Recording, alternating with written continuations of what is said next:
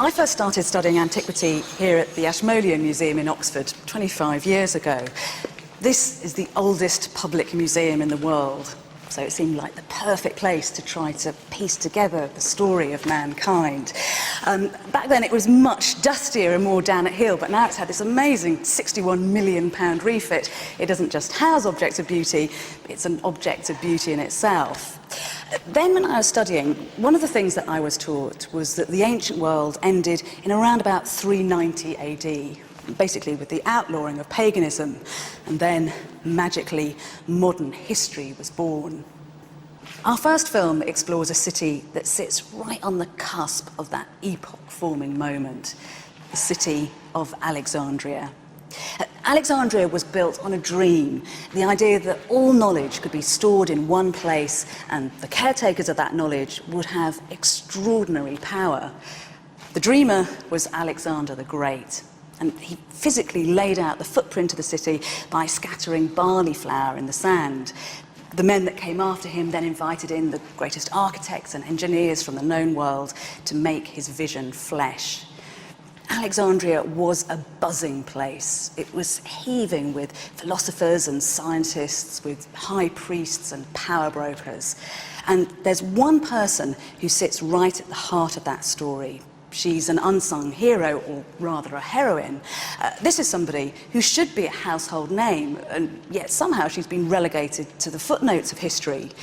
She's a scientist and a philosopher, a woman called Hypatia.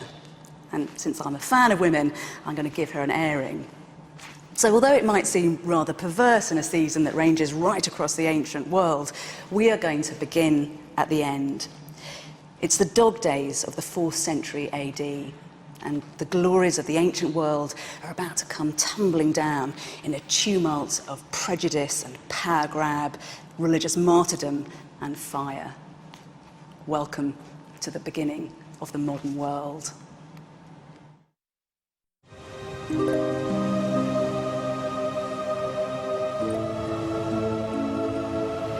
Just imagine a city that housed all the knowledge of the world, all the mathematical and scientific treatises, all the works of literature and the flights of philosophical fancy. A place where writers and artists and scientists met to debate and to pioneer thought. Just think of what ideas and inventions that city would produce, what power its knowledge would bring to its rulers. Just think of what would happen if that wealth of knowledge was destroyed, burnt to the ground or scattered to the winds. A terrible moment when civilization itself was stopped in its tracks. This sounds like some kind of science fiction fantasy, but this was a reality, and this was the real place where it happened. A city where its secrets are hidden beneath the sea and beneath its streets. This is the city of Alexandria, and this is its extraordinary story.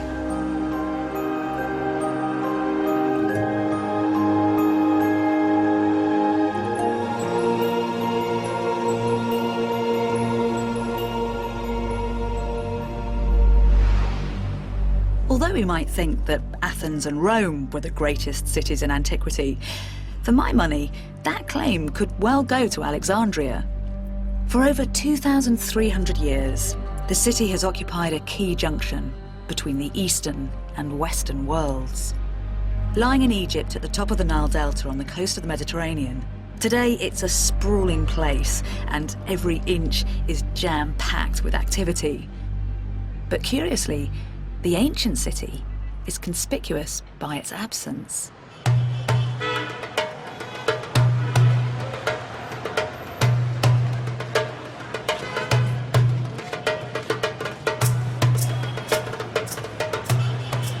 The modern city here really buzzes with life, but it can be a bit hard to get a handle on ancient Alexandria.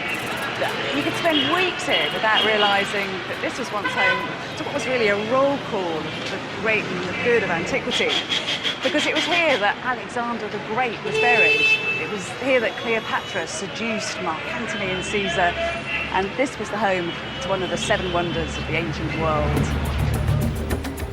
Piecing together the scattered jigsaw puzzle, I'm going to explore the incredible story of this extraordinary city, where the Pharos lighthouse shone its beacon out over spectacular theatres, temples and colonnades. Monuments as grand as anywhere in the ancient world. It's colossal. You see the human scale. It's more than 13 meters high. Which combined the best of Greek, Roman and Egyptian design to create a dynamic hybrid culture. We're mixing and matching. We're being purely Alexandrian. We're taking what we want, sticking it together. We're open to everything. And most importantly, where intellectual advances, new philosophies, new sciences were a driving force of the city. And that's what makes this place so special. Although Alexandria was immensely wealthy, it didn't just sponsor grand monuments. It put an absolute value on wisdom. Because wisdom meant power, and it was Alexandria's ultimate ambition to become the most powerful city on earth by capturing all the world's knowledge within its walls. An ambition which stemmed from its very beginnings and the vision of its founder.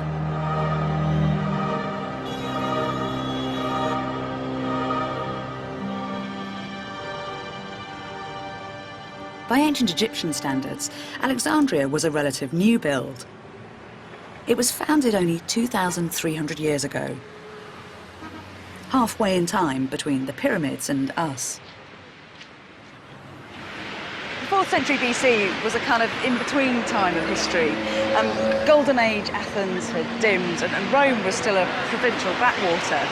But a very unlikely corner of northern Greece was about to have a huge impact.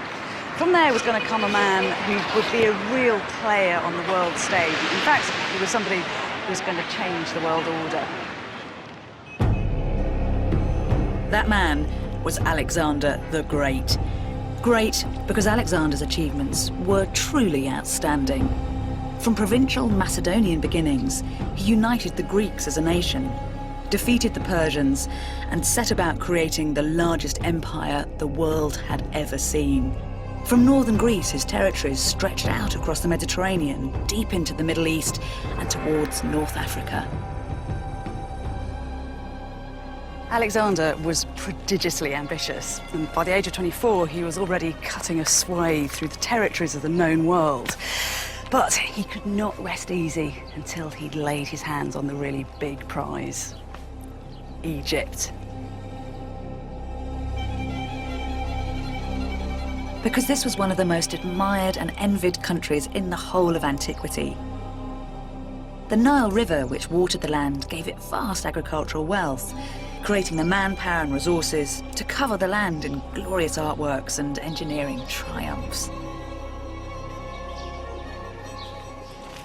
Even the Greeks, who thought they were culturally superior to everyone else and described anyone who wasn't Greek as barbaroi, barbarians, respected Egyptian achievements. The Greek father of history, Herodotus, said that nowhere else in the world were there more marvellous things, more works of unspeakable greatness. Such a rich prize was irresistible to Alexander. In 332 BC, he invaded Egypt and overcame the Persians, who dominated the Egyptian people for the past 2 centuries. But to seal his victory, he now had to win over the hearts and minds of the Egyptian people, whose unique religion and culture had been rooted in the land for over 3,000 years.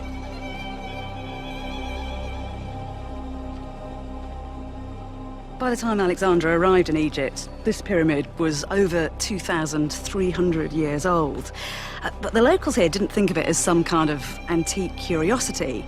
Because this is where a god king had been buried, the Egyptians believed that it pulsated with a sort of sacred power.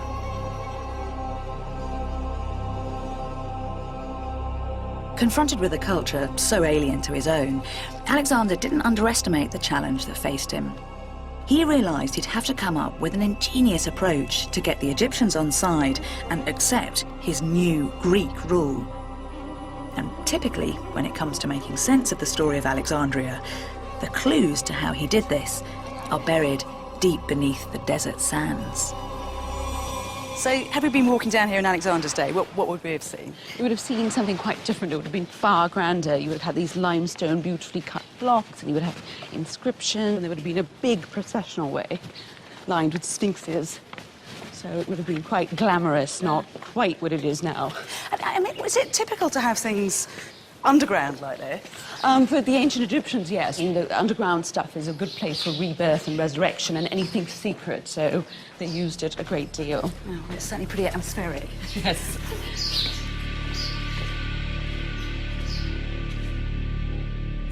And that's what Alexander had to get to grips with. A culture which not only believed in life on Earth, but which was obsessed with life after death. Wow.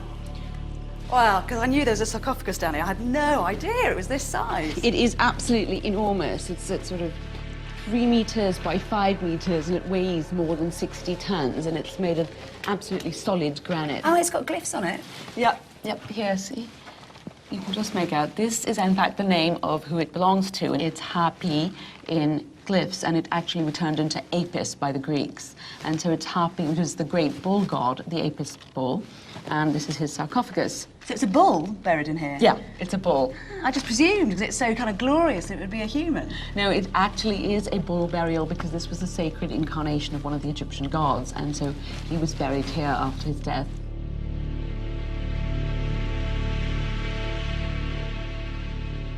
And here it says, Apis, beloved son of Osiris, may he be given life, eternity, and prosperity, and so on. And here's his name one more time, so you really knew to whom it belonged.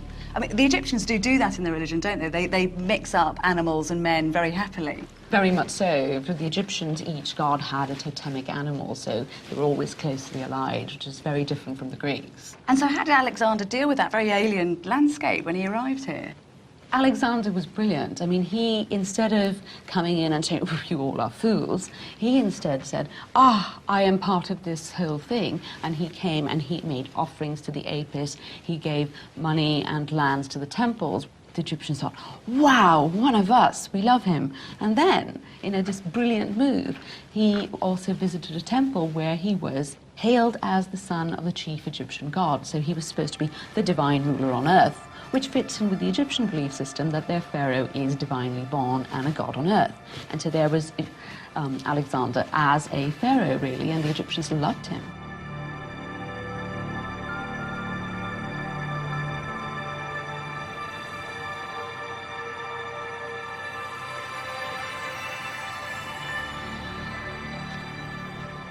Alexander was canny. By choosing to embrace Egyptian customs rather than just stomp on them, he managed to effect a very sympathetic kind of regime change. The Egyptian people didn't think of him as one of them, but one of us. You know, he had done remarkably well. He'd realised his grand Egyptian dream, and now he was being celebrated here, not just as a conqueror or a king, but as a true living god.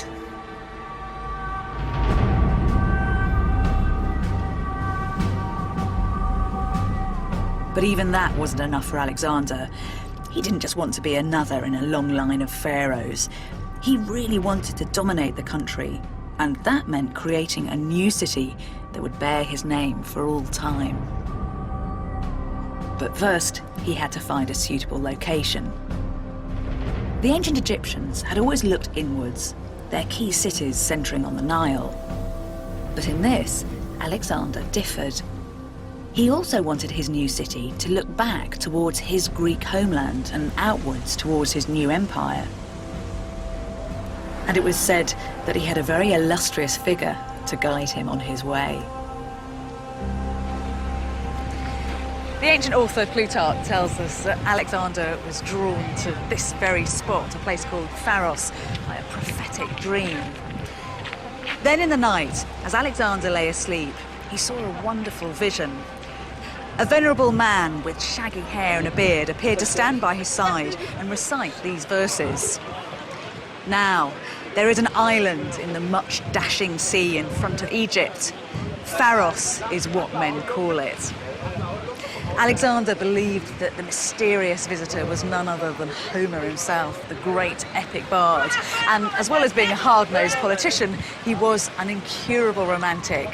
And so he took his advice, and this is where he came to found his city. But the barren stretch of coastline Alexander encountered couldn't be more different from today's hectic metropolis. When Alexander got here, Pharos was still just an island. There was a tiny little settlement here, and the coastline of Egypt was very jagged, which meant it was very difficult for boats to land. But Alexander had a grand plan to link Pharos to the mainland. And so he built a causeway running all the way across, almost a mile long. And he extended this bit here to create a man-made harbour. This would become the busiest port in the world.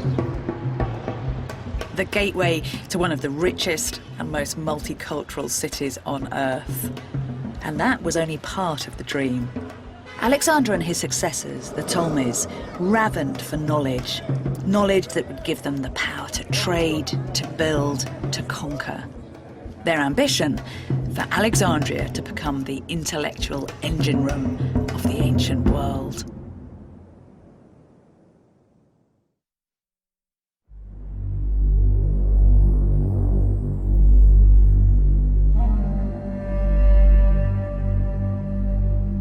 Ancient Egypt, land of the mighty pharaohs, living god-kings whose people built fantastic monuments in their honor. A civilization which had been a key player in the region for over 4,000 years. In the 4th century BC, the Greek Alexander the Great conquered this land, winning over the Egyptian people and making it his own, creating a new city in his name, Alexandria. Starting from scratch, Alexander envisaged a unique model city, strictly laid out on an innovative grid system, where Greek and Egyptian culture came together to create one of the richest places on Earth.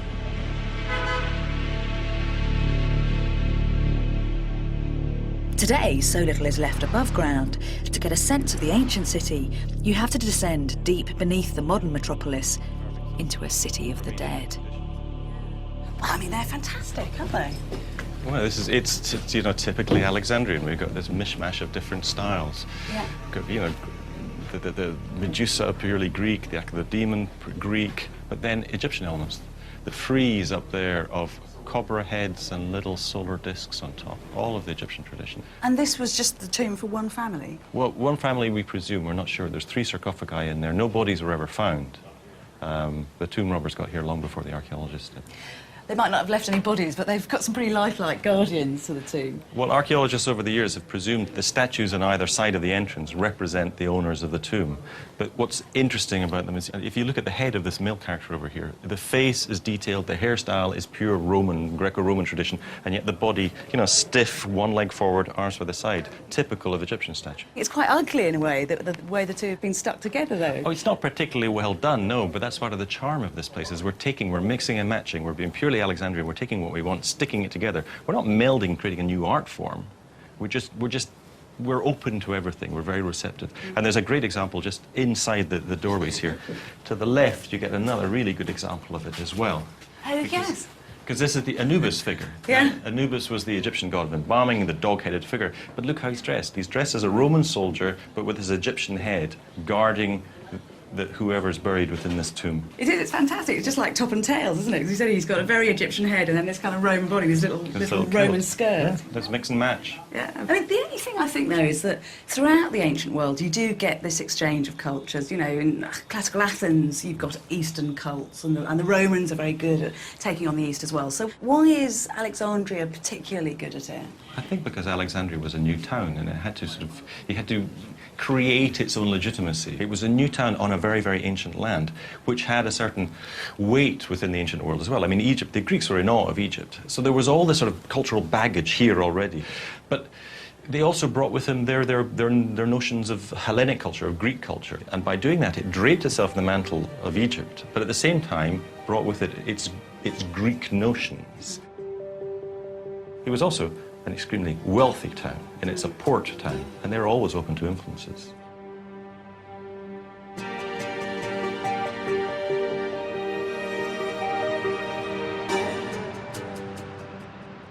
What you have to remember is that this was no ordinary city. It hadn't grown up organically out of the Bronze Age or the Classical Age like so many of the great cities of antiquity. This was, if you like, a kind of high-minded new town, the brainchild of a visionary and highly educated man.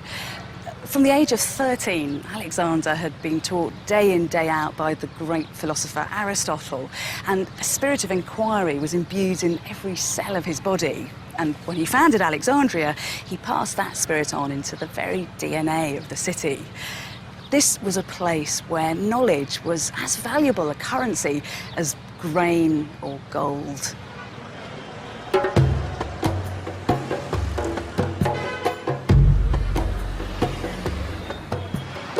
And in a precious archaeological oasis in the heart of the city, Com El Dika, archaeologists have begun to find the evidence to prove it. A Polish team have been working on a discovery which reveals exactly where Alexandria's ideas were played out. Here we are in one of the lecture halls. Probably it was one lecture from the complex of the university. It's really interesting. So you've got the lecture rooms right on the main street. Yes, it was the center of the social life in the late antique Alexandria. Now, we are here 3 rows of benches in the classrooms, and the benches devoted for the students. And here we have the main chair, topmost seat probably for the teacher. You can just imagine how intimate this lecture hall would have been, seating just 30 students, studying law, rhetoric and science. And here we have a singular block of stone, and probably this kind of platform or kind of podium for the students' declamation. So, okay, so the students have to do a kind of to the opposite side to the teacher. So I'm going to be the teacher. So if I'm sitting here, so I'm the teacher, very comfortably, on your steps, and then the student would be there giving their paper or presentation. Exactly. Did it get hot here? You know, the lecture halls were covered probably by the flat roof. We don't have any indication, but probably the auditorium could be high as up to 5.5 meters as the level of the columns. And how many teaching rooms like this are there? So far we found 20 lecture halls. Probably it was much bigger. These teaching rooms were a hothouse of knowledge in the very heart of Alexandria. This was in no way a city of ivory towers. It was buzzing with provocative and cutting-edge ideas. Its rulers had wanted to acquire the intellectual tools to unlock the mysteries of the universe, to allow them to rule the world. It was where the mathematician Eratosthenes proved that the Earth was round and accurately measured its circumference. Where 1,000 years ahead of his time, Aristarchus suggested that the Earth moved around the sun, and where the greatest minds and most extraordinary thinkers began to map their way through the stars. Now, I've got to confess that Alexandria has got a particular allure for me for one reason. It's a rather wonderful and mysterious woman called Hypatia. Now, Hypatia ran her own philosophy school here, and by all accounts, she was quite extraordinary. Hypatia was born in around 350 AD, and the very fact she was a woman in a world dominated by men makes her achievements doubly exceptional.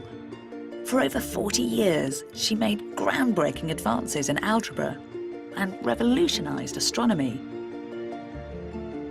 And correspondence from a fellow philosopher really sums up just how much she was valued. It's a collection of letters written to her by one of her former students called Synesius.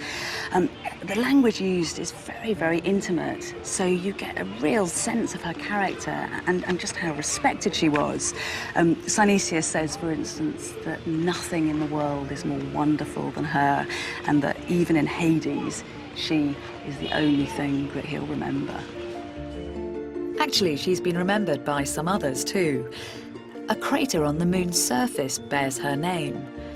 A journal of philosophy is called Hypatia, and she's just been immortalised in a new film, Agora.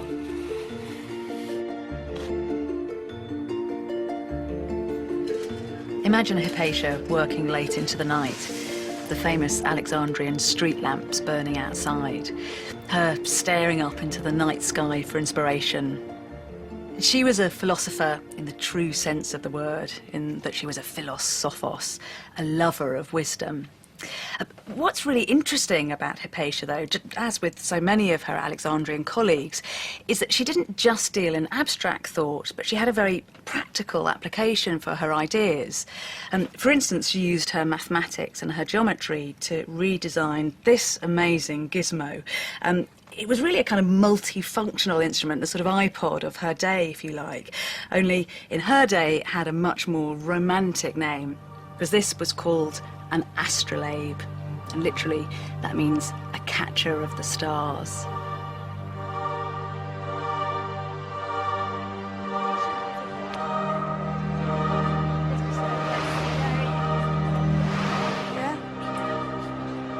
One of the things that was worked on here in Alexandria and perfected was this amazing instrument, the astrolabe. Yes. You're clutching one. Yes.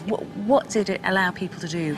The astrolabe has many functions, telling the time of the day, telling your latitude, your altitude. It can measure the height of mountains. It can measure the width of rivers. But I'll tell you how to measure the time of the day. Okay. Now, here is the astrolabe and here is the pointer. This is what we call the pointer. We align these two holes pointing to a star, okay? When we align these two holes like this pointing, we get a reading with the pointer right here. We take this reading here, which is a letter, an Arabic letter, but for them it's a number, okay? We take this number, we turn the astrolabe, and we have this spider here. We point the pointers here to the number that we have taken from the back. And when we point it to here, we get the reading. You see that pointer here? It will point to the degrees that the sun has risen, or the star has risen from the horizon, okay? 360 degrees is equal to 24 hours. So each 1 hour is 15 degrees. So if we have here number of degrees, I can know the time of the day.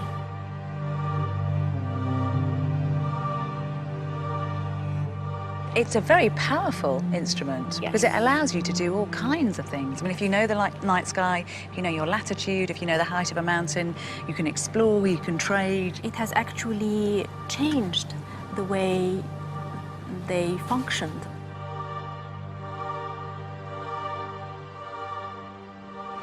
Alexandria did sponsor pure reason, pure thought, ideas just for ideas' sake. But it was also an immensely busy and practical place. The astrolabe, for example, was very beautiful, but when it was applied, it allowed men to trade and to travel and to conquer. The whole city was very enterprising and outward-looking, and that ethos was directly in line with the vision of its founder. Alexander had created a unique city, a central point between East and West, where the greatest thinkers not only explored pure thought, but applied their ideas to become real players on the world stage. The scale of Alexandria's intellectual ambition was immense. To house within its walls all knowledge, and with that knowledge, make its rulers the most powerful people on earth.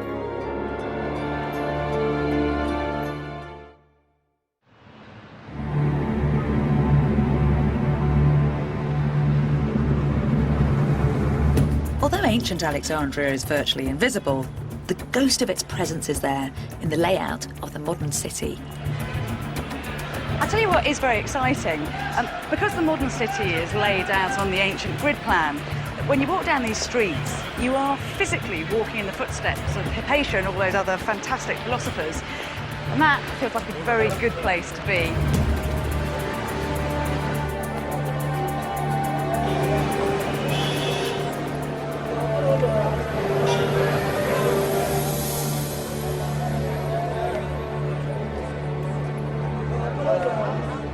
As a cultural melting pot with intellectual ambition, ancient Alexandria became a unique environment for scholarship. A place where the extraordinary thinker Hypatia, schooled in Greek thought, could also draw on Egyptian wisdom and Babylonian science to help her map the stars.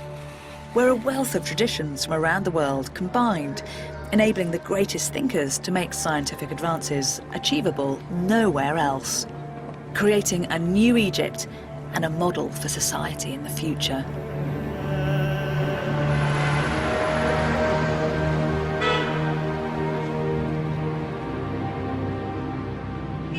One of the great characters of medical history came to Alexandria. He was a man called Galen, and even though he travelled right across the eastern Mediterranean, it was the cosmopolitan conditions of this city that allowed him to make quite extraordinary advances.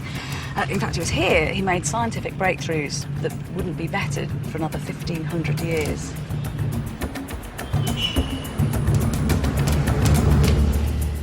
So what are these treasures that you're removing from the tubs here? There are a variety of things. There's a brain of a horse, and this one with a spinal cord attached. Is that's a dog. Oh, it's lovely. So I hope you realise I'm a very strict vegetarian. This is way beyond my life experience. That's all right. I'm not expecting you to eat them. It's all right. Good.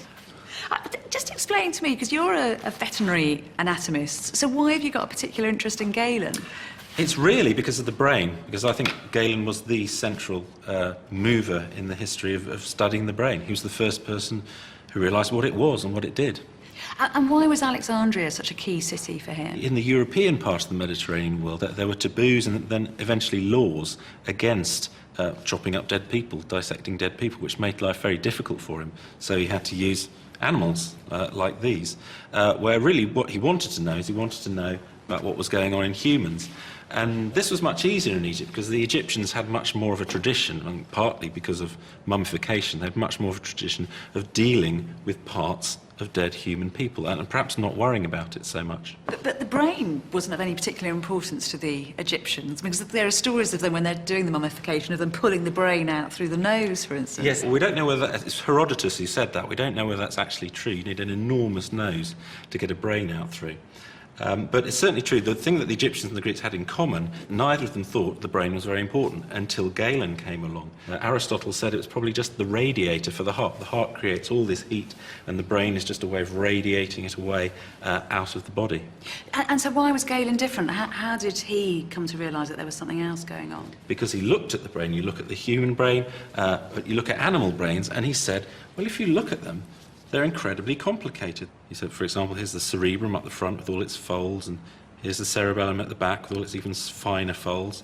And you look on the inside and you see there's the brain stem down there. It's even more complicated. So it's got all these different bits, so it doesn't look like something that's just there to radiate heat away. He said it must be doing something more complicated than that. The other thing he noticed about it was, first of all, if you look at the brain, it has the senses attached to it. If you dissect a brain, I'll get this out, this is a sheep brain with the eyes still attached. Yeah, lovely. And Thank you. And that's the important thing. He said, well, the brain is connected to the special senses by these large, thick nerves. And he said that must mean something. And he had this wonderful phrase he used where he said, the brain is surrounded by the special sense organs as if they are the servants and guards of the great king. So he'd already elevated the brain to being in the position of a king in control of the special senses. I'm glad he added a bit of poetry to something fairly disgusting looking like that.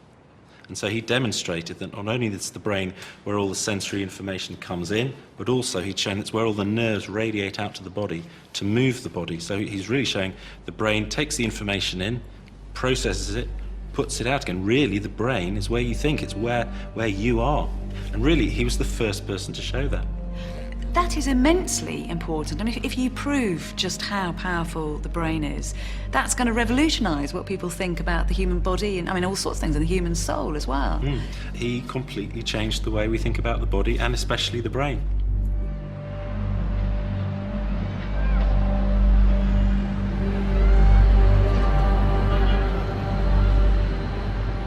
Alexandria created a buzzing environment where men like Galen and women like Hypatia could meet like minds and begin to reveal the workings of the universe.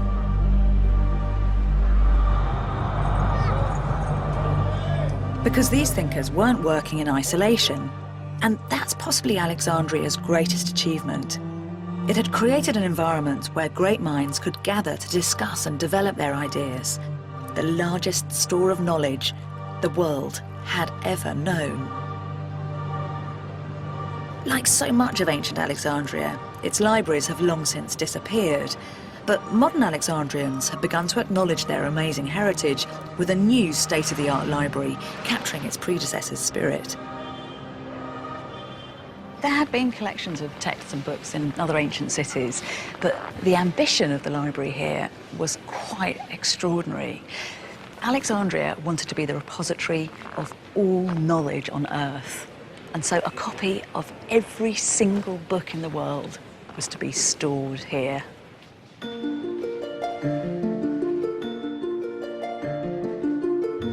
Every work of literature, tragedy, comedy and poetry, every history, every scientific treatise from maths to medicine, physics to astronomy, and not just Greek texts, but works from around the world in Hebrew, Latin, Babylonian, and later Arabic. Even today, putting together such a collection would be quite a feat, but this was the age before mass publishing. Each work existed as a handwritten papyrus, and that scroll might be the only copy of that papyrus in the whole world. Today, the majority of the few fragments that remain now survive not in Alexandria, but another bastion of learning, Oxford University.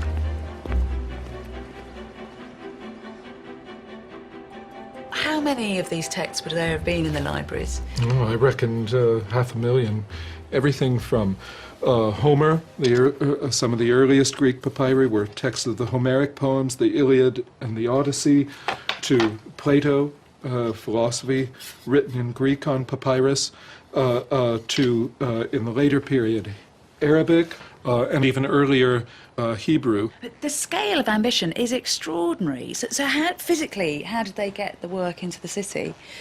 They were sending people out to all parts of the Mediterranean. They had a list of the 9 canonical lyric poets that they wanted their works of, and they sent people to the festivals where their works had been composed, Olympia and Delphi, and they borrowed the official copy of the Athenian tragedies from the Athenians so that they could make a copy of it. Then they refused to give it back.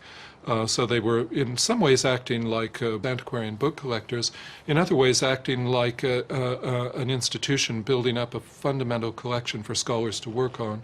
But if you've got this massive volume of work, how are they keeping tabs on it all? How are they organising it? They developed a system which was really the invention of the modern book catalogue. The Alexandrian scholar Callimachus invented the first book catalogue, which simply had an entry for author, title, genre, type of work, in this case comedy, and also the total for the number of lines at the end. Scribes were paid by the number of lines they copied. So here you can see the name of the comic poet Aristophanes.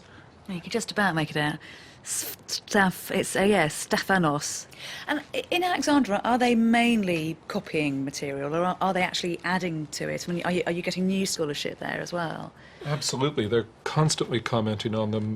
This is a copy of Plato's Republic, in which there's a tiny hand has been writing a marginal commentary into the margin, explaining and correcting the text. So you get the feeling of a kind of buzzing hive of readers and scholars working and operating on the text. It's so impressive, isn't it? So you've got the genius of Plato, then you've got somebody else centuries later adding their own ideas.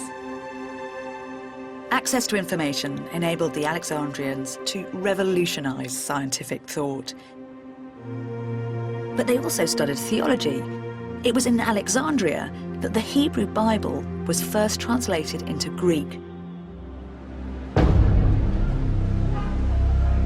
By understanding a wealth of cultures and beliefs, they had the power to master and control.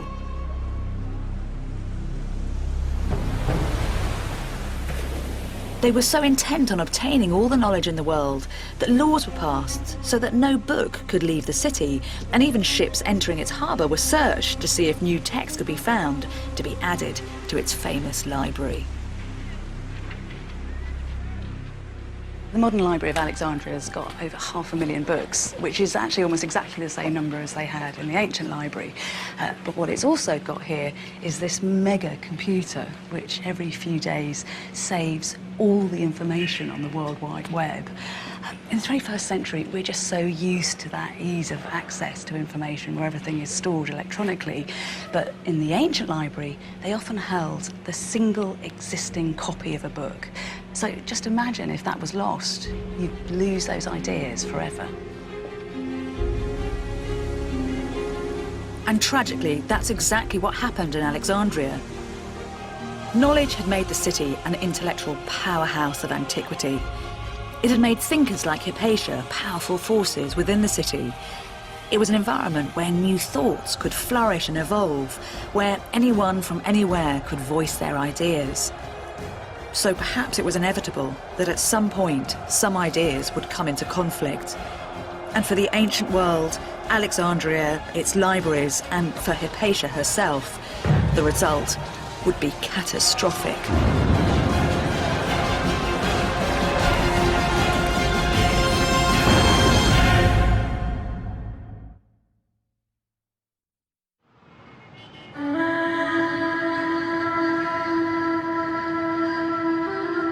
By the end of the 4th century AD, Alexandria had been flourishing for nearly 700 years, producing extraordinary thinkers like the philosopher and mathematician Hypatia. It was an immensely powerful city, second only to Rome in might, yet its power wasn't built on military force, but on the strength of ideas and the ambition to house all the knowledge in the world. And that included beliefs from the latest school of thinking, the fledgling religion, Christianity. Alexandria had always attracted in cutting-edge thought and men who were at the top of their game. So it should be no surprise that from the 1st century AD, the key leaders of a new religion should want to come here to play out their ideas.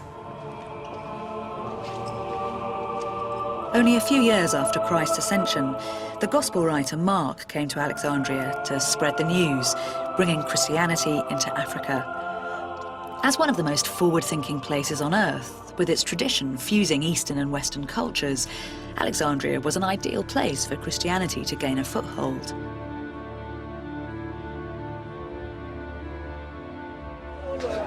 But reconciling a multi-faith environment with a religion whose followers believed exclusively in one God proved a testing challenge for the city. St. Mark himself died at the hands of pagans for preaching his faith. It was a foretaste of the violence to come.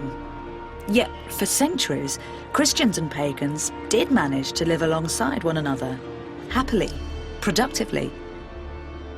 The very early Christians spent a great deal of time and energy trying to square pagan and Christian thought.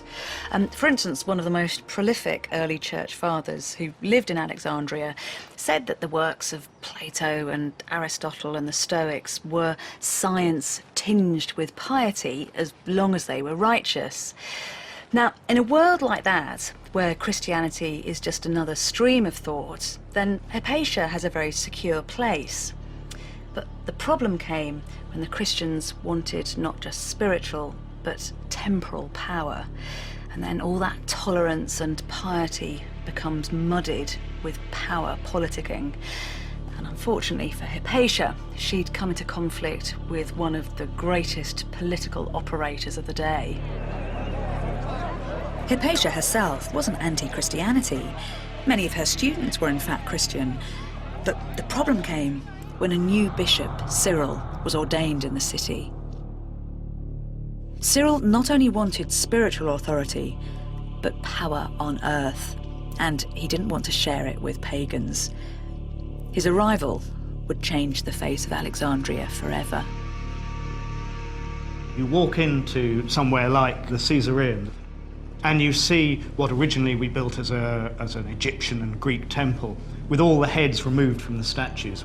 and the cult statue has gone, and in its place you have a huge cross looking down. And you see how people like Cyril could change a world. He is a man seeking power, and he wishes to gain control not just of the religious state, he wants to really run a theocracy, be in charge of everything. Hypatia is a wealthy, educated pagan. To him, that means witch. He puts around rumours about all of the objects she makes for astronomy, her instruments. Clearly they're used for divination. Therefore, finding out what will happen in the future. It is black magic, and as such, she has to die. And in one contemporary account, we learn that it was Hypatia's work with the astrolabe in particular that sparked hatred against her.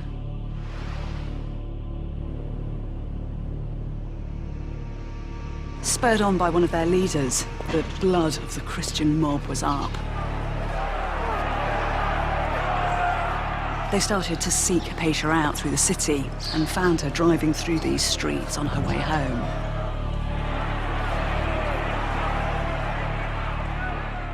They dragged her out of her carriage and ripped off her clothes.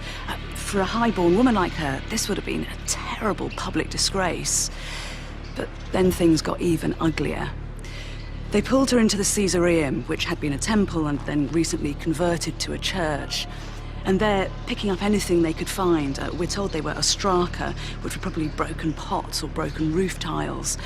They started to flay her alive. Once she was dead, they pulled her body limb from limb, and then they took her dismembered body parts to the edge of the city, where they burnt them on a pyre. In effect, this was a witch's death.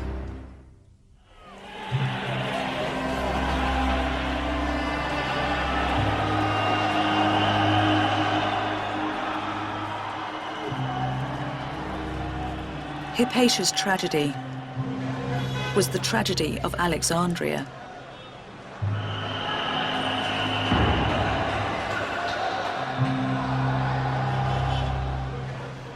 The destruction of its spectacular monuments, the desecration of its extraordinary libraries, and with that, the heartbreaking demise of the wealth of knowledge which had made it great for over 700 years. There are a few lines, desperately sad, written by a pagan who was wandering through the streets of Alexandria, watching the world he knew crumble around him.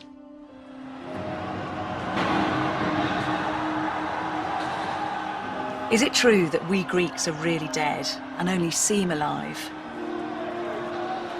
And in our fallen state, we imagine that a dream is life. Or are we truly alive, and is life itself dead?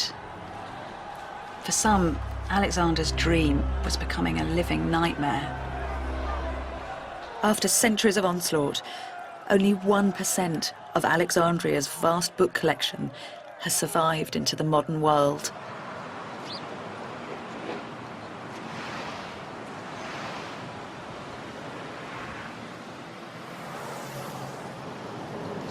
Rather bizarrely, one of the survivors of Alexandria's destruction has ended up here. It's that massive lump of red granite, the obelisk that we very affectionately now call Cleopatra's Needle. It was brought here from Egypt in 1878, but in its heyday, it stood just at the edge of the Caesareum, so it was only a stone's throw away from where Hypatia was killed.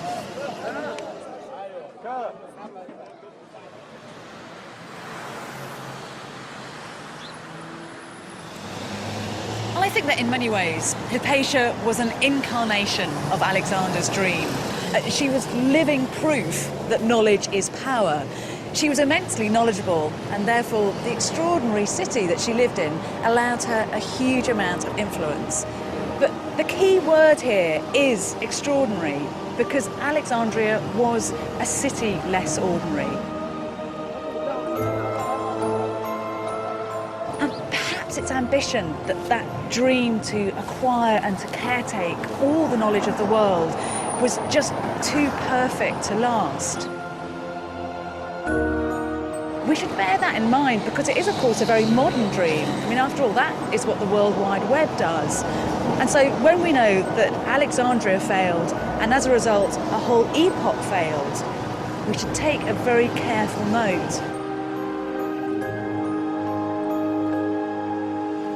For that reason, we mustn't bury the memory of Alexandria, but celebrate it.